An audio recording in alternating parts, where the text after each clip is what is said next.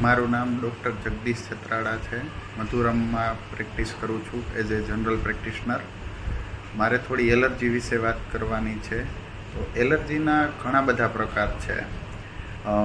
Dust allergy હોઈ શકે, કોઈ જાતનું પોલ્યુશનની એલર્જી હોઈ શકે, ફૂડ એલર્જી હોઈ શકે. તો ઘણી વખત દર્દીને ડસ્ટ એલર્જી કે પોલ્યુશન એલર્જી હોય તો એ અવોઇડ થઈ શકતી હોય.